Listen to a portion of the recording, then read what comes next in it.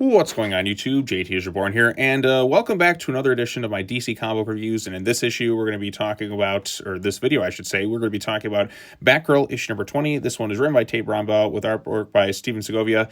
And finally, we are done with the whole like traveling around the world, martial arts stuff. Now we're back into Gotham with Cassandra Cain solving cases that in some way link to her past, and it has a big, like mental hold over her. So I really like this issue. It felt like a nice, refreshing change of pace after what we kind of went through for the previous 19 issues. And now that she's back in Gotham, you have Tenji and that with her. Although I do have some questionable things. For instance, when they're investigating this crime scene, why aren't they wearing gloves? You're smearing your fingerprints all over the crime scene with crime scene investigation going to be looking over it.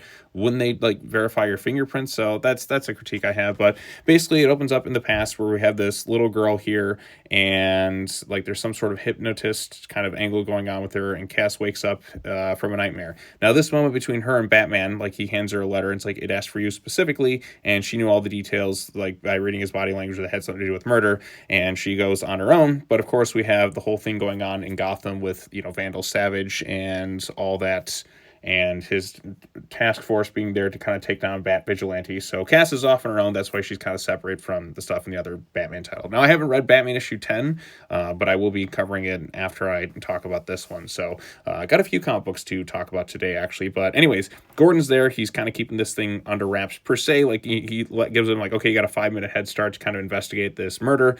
And then, crime scene and everything is going to come, like, falling down. And, Savage's goons are going to be there as well. So you get chip chop.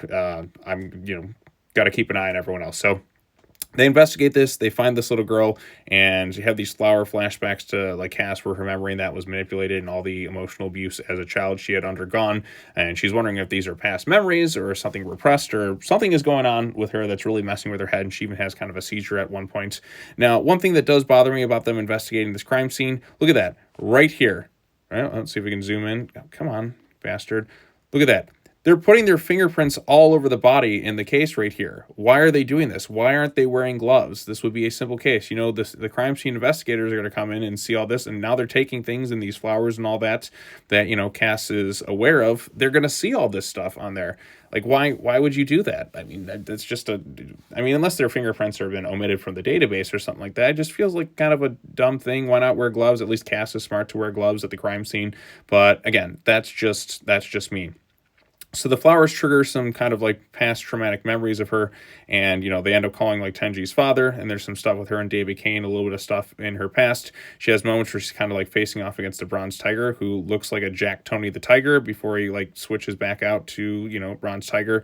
But he mentions the word of something, forget me not, and then that causes him to kind of have like a collapsed seizure as well. So we, at the end of the issue, we do see that little girl in the past had some link to Cassandra's past, and this villain known as Dr. Forget Me Not, who has these flowers and kind of manipulation and all that other stuff.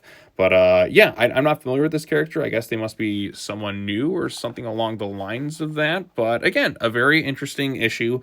Clearly some sort of like manipulation with the hypnosis that's kind of triggering some bad memories and making them go a bit afoul has gone on in the past of Cassandra Cain and even the Bronze Tiger as well. But again, it's an interesting mystery, and you have a threatening villain who could just kind of say a few words and then boom, like kind of like somebody just kind of like it's like a weakness for her. I mean, she can read body language and all that, but given the past torture she had kind of undergone as a child and all that abuse and manipulation, something has kind of rendered her motionless. It's a new type of threat. She kind of faced something with the whole bloodbending thing in the previous arc, but now it's kind of something a little bit different with her words and all that too. So, but overall, I did like this issue, even though I did have a little bit of like, why aren't they wearing gloves at a crime scene? That should be like, common sense to do so.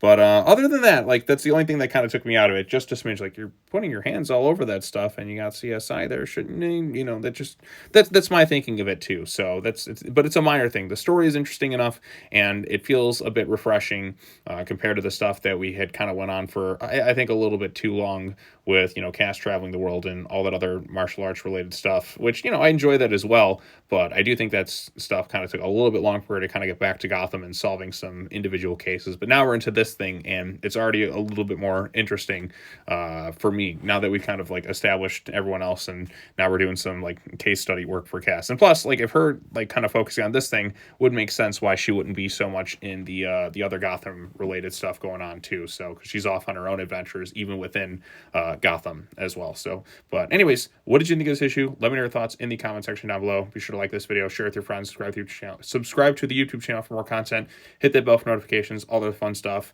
And I'll be back again. I got the latest issue of Batman, and I got some Godzilla comic books, and then I should be all set. And then I got another video coming out like later on tonight, so it's gonna be a busy day. So I might get some stuff out tomorrow, and then just at least get this thing done here and focus on other things. But we shall see. All right, thanks so much for watching. I'll see you all later. Peace out.